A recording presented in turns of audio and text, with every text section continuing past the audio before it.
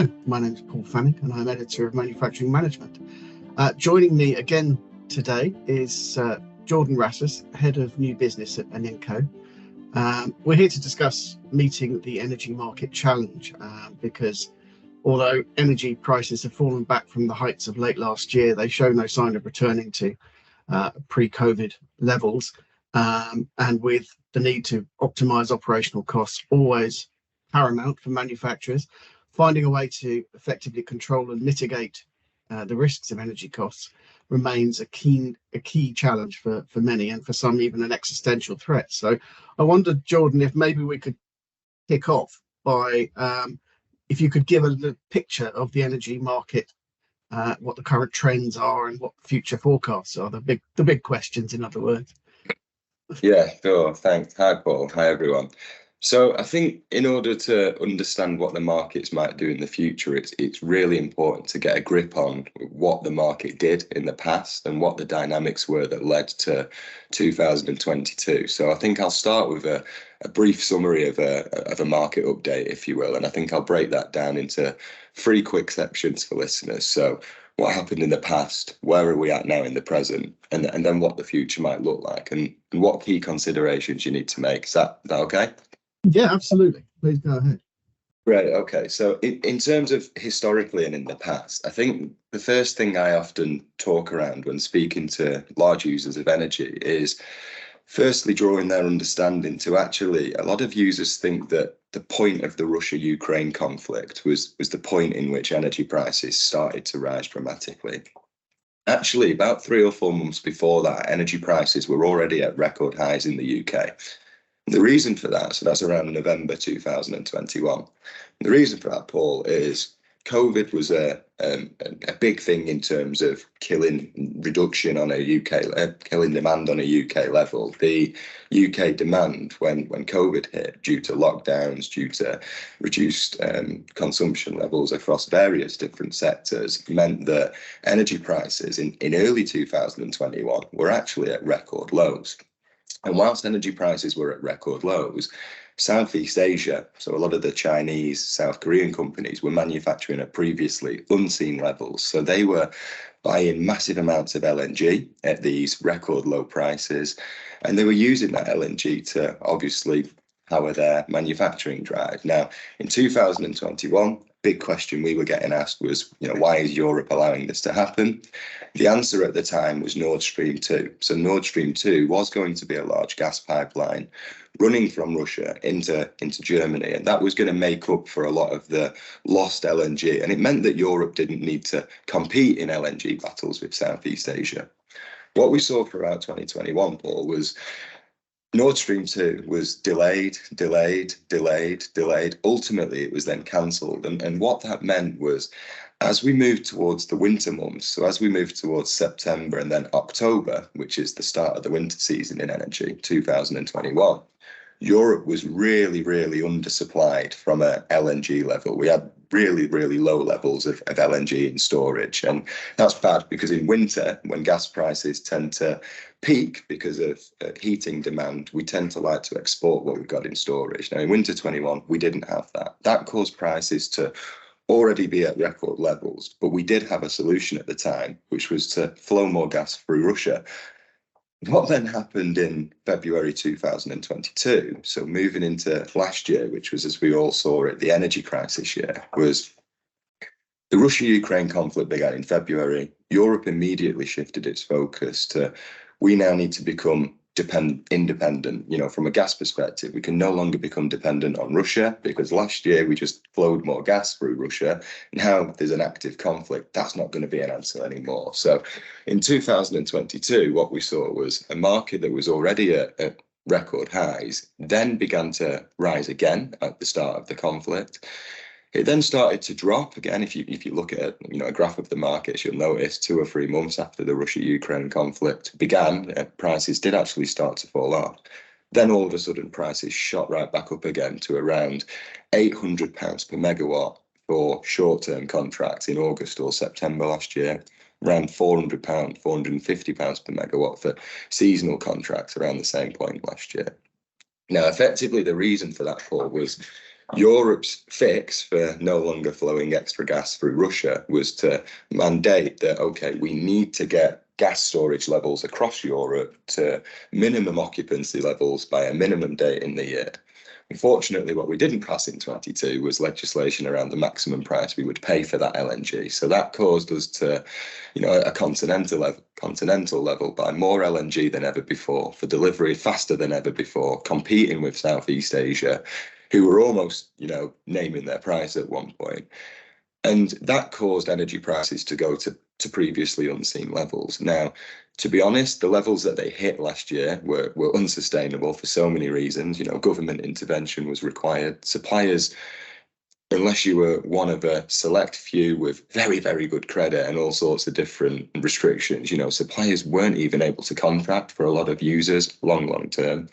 But prices last year, like I said, did peak at around £800 per megawatt.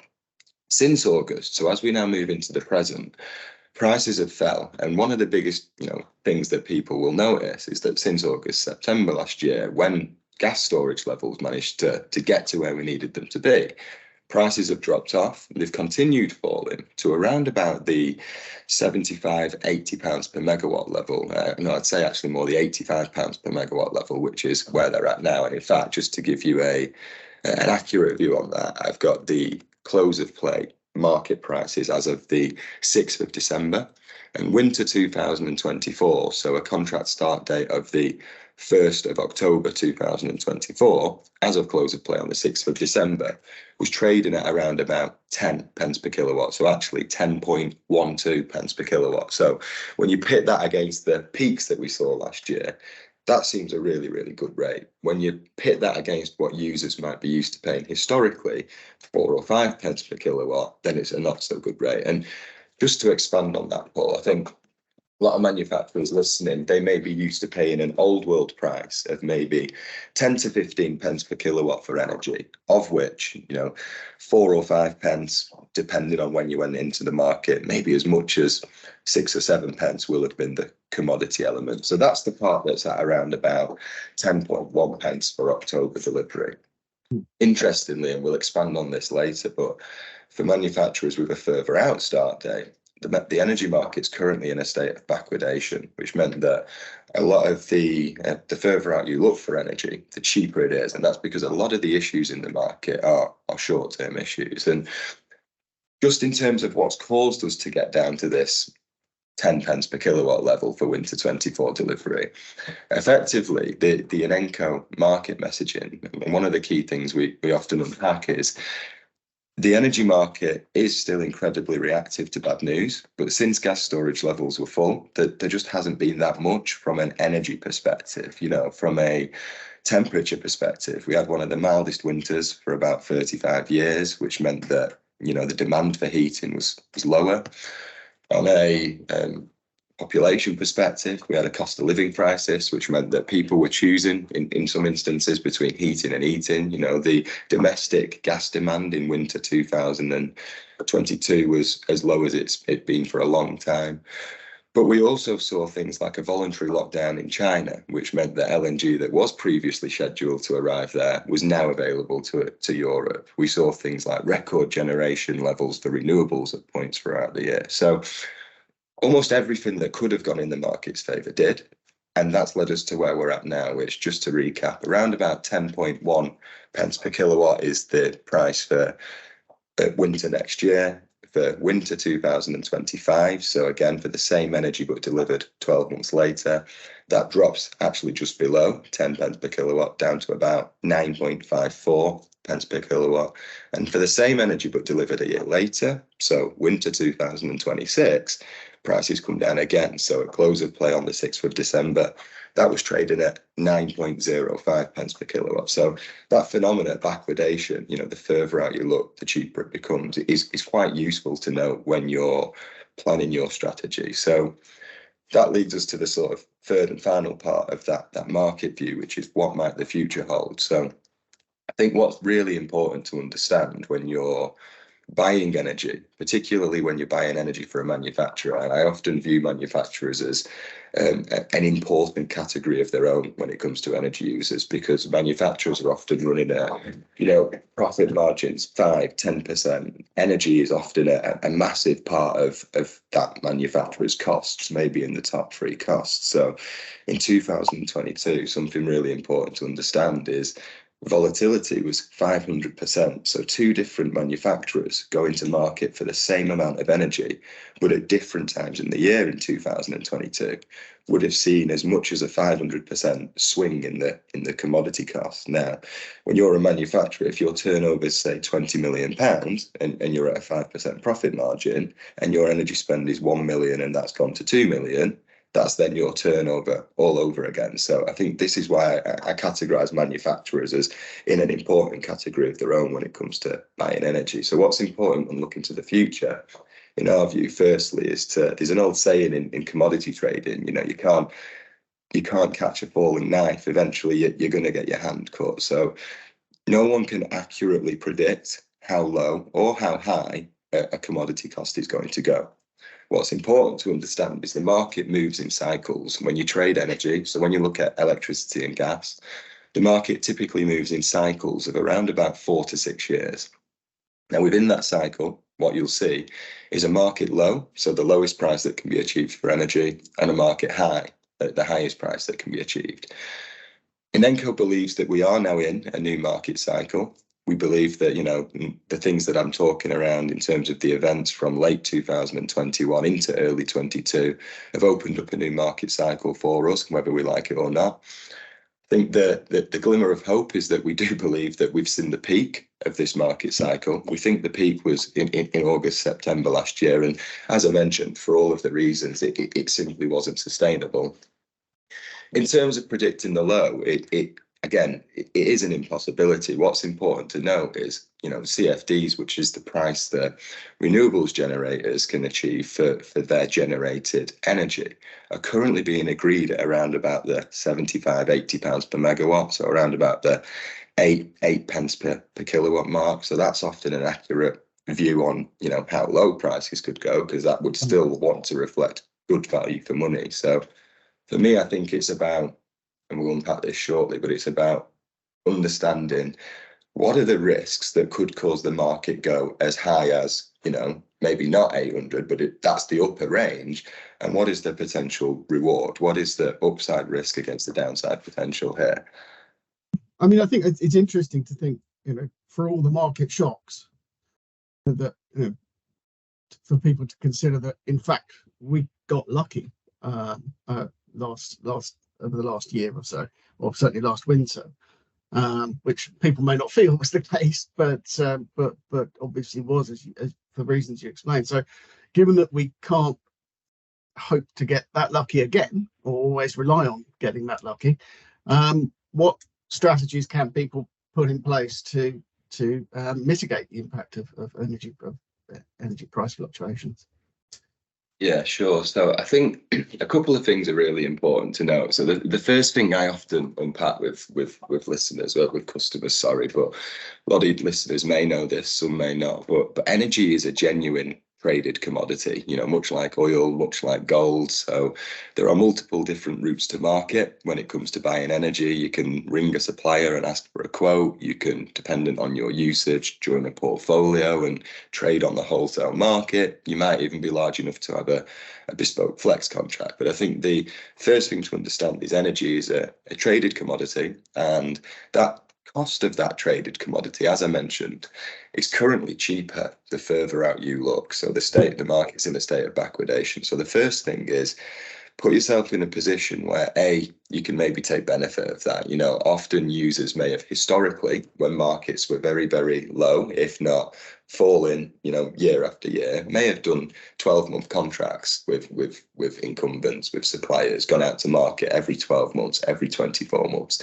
The problem with that is, from a commodity cost perspective, that's going to leave you as a taker of market prices, for want of a better phrase. You're going to constantly be paying the first 1 or 2 years, which are, when you look across the 5 years, the most expensive. I think what's also really important to note, you might be a a listener that's sat there waiting to react when you've seen a golden number, and who knows what that golden number might be. But I think consider the speed of contracting processes here. So as we move into winter, so winter in energy is the period of the 1st of October right through to the 1st of April.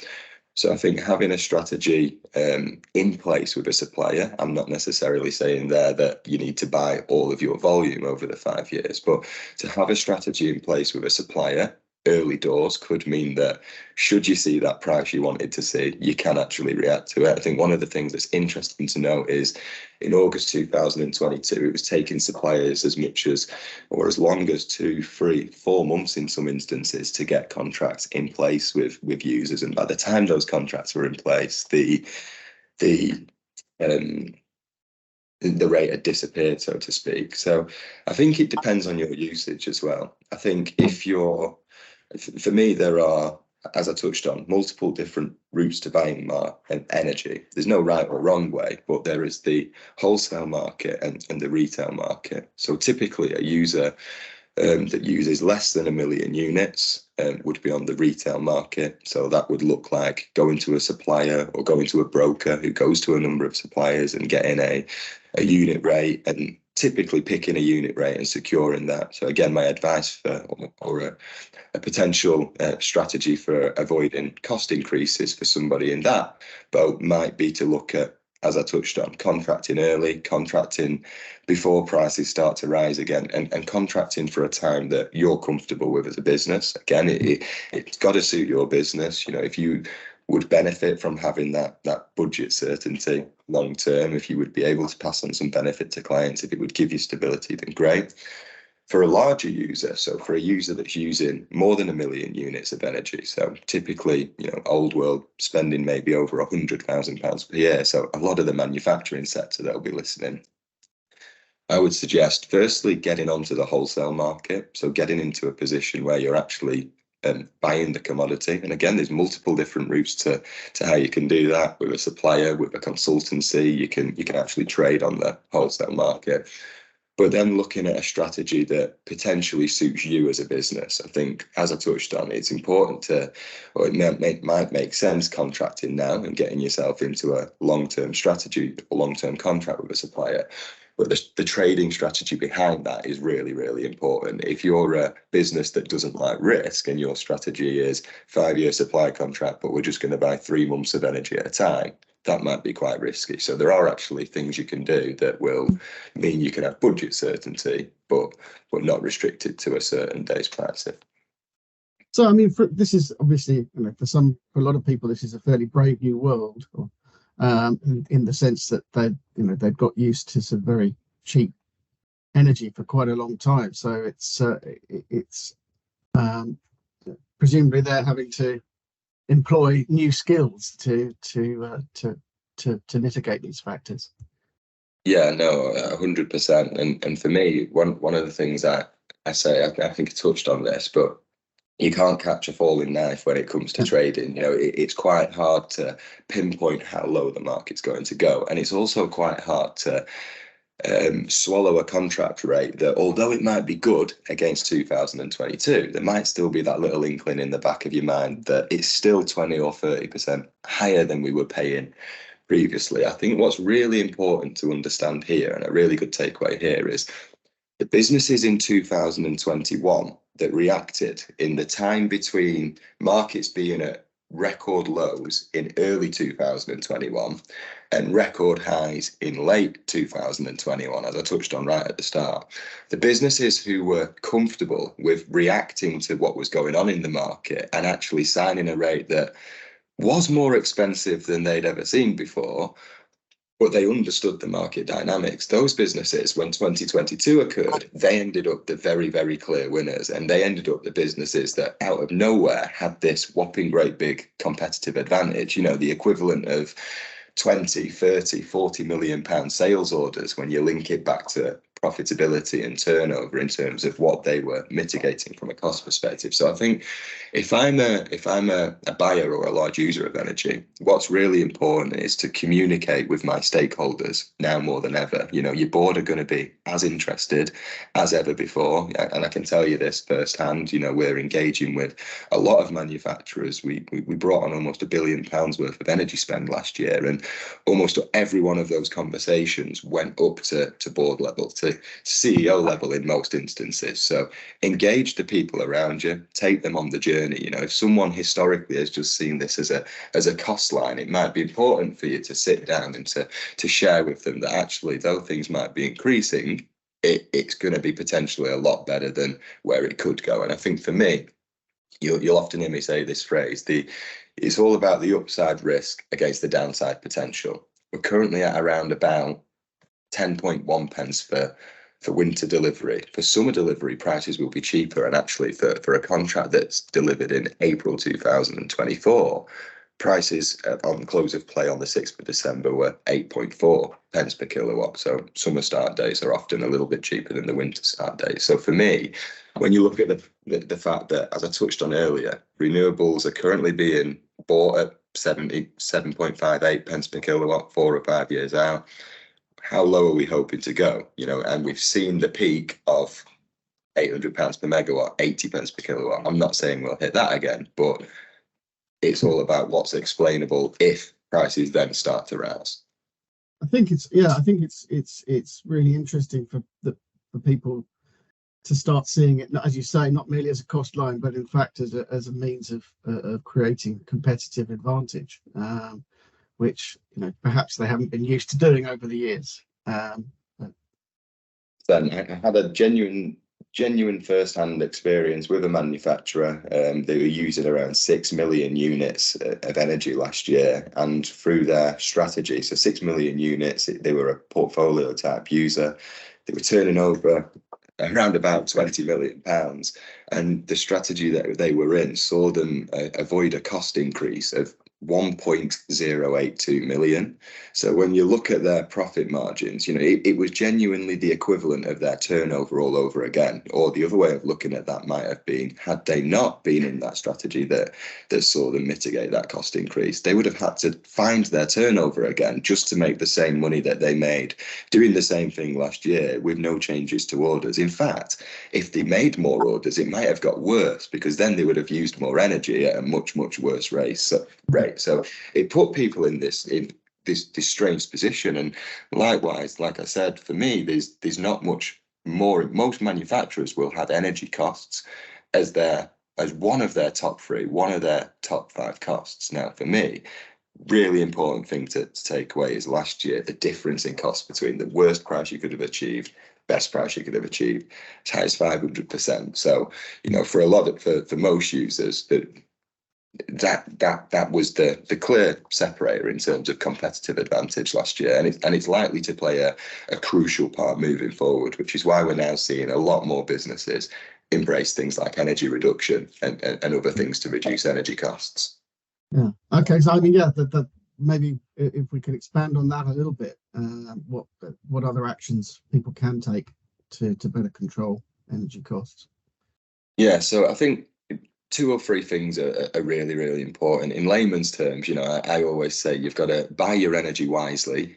You've then got to account for what you're using for, and then you've got to use as little as possible. So in terms of breaking those 3 down, buy your energy wisely, you know, get into an effective energy strategy. And for me, effective energy strategy, regardless of who you choose to work with, that would look like an organisation that's likely got a procurement focus and some experience to understand those market dynamics and to take you on that journey. I think the onboarding of that strategy needs to be absolutely crucial. I think there needs to be a good strategy scoping session with all sorts of stakeholders involved, and even the sustainability department, because it's important for whoever's buying your energy to know that you might be considering using less of it in 2, 3, 4 or 5 years.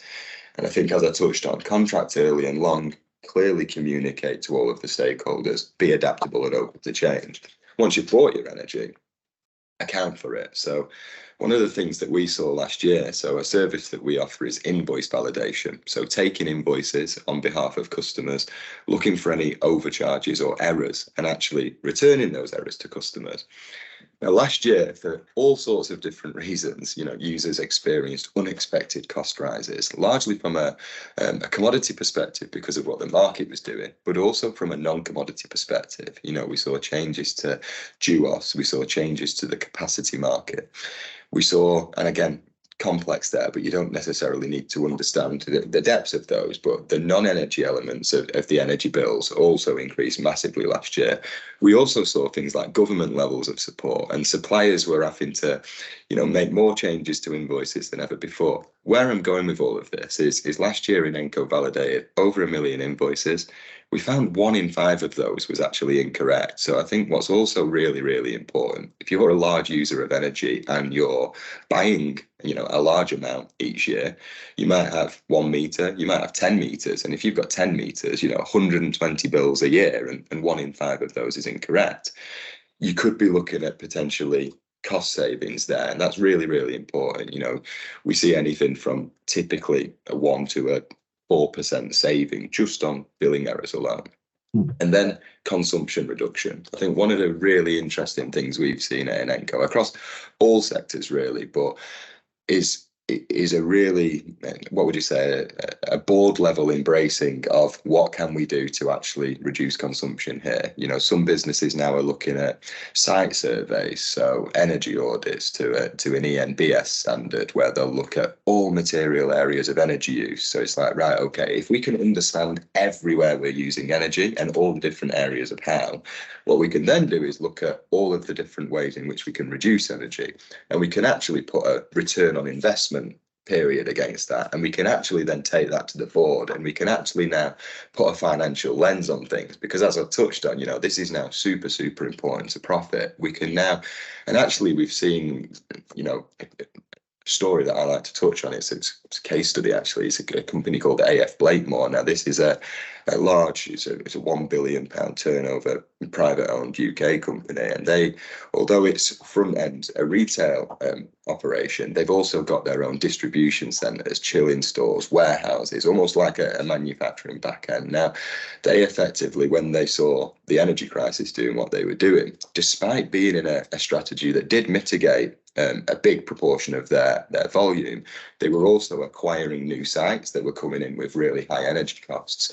So they straight away looked at something called scenario modelling. So let's survey our site and let's take 3 or 4 options to the board. So if we aggressively invest in everything from an energy perspective, this is what it's going to cost. This is when you're going to get your money back. If we do nothing, this is what costs could do from an energy market perspective, and this is what it could mean from a competition perspective. And these are a couple of options of in between. And they also really embrace, or the industry at the minute I'm seeing is really embracing staff awareness. Again, creating energy reduction champions across different departments of the business. So it's not just technological investment. Again, manufacturers will have often been the first ones in various different industries to invest in energy efficiency technologies. But often those investments might have been 10 years ago, 15 years ago. So let's train the new staff. Let's make sure that everyone's on the journey and everyone's aware. So I think there's no silver bullet, but buy your energy correctly or buy it wisely, account for what you're then buying for, and then work on reducing the consumption. The cheapest kilowatt is the one you don't use at the end of the day. That's probably a good note on which to close. Just want to say thanks very much, Jordan, for those insights, and thanks very much to our audience. Thank you. Thank you.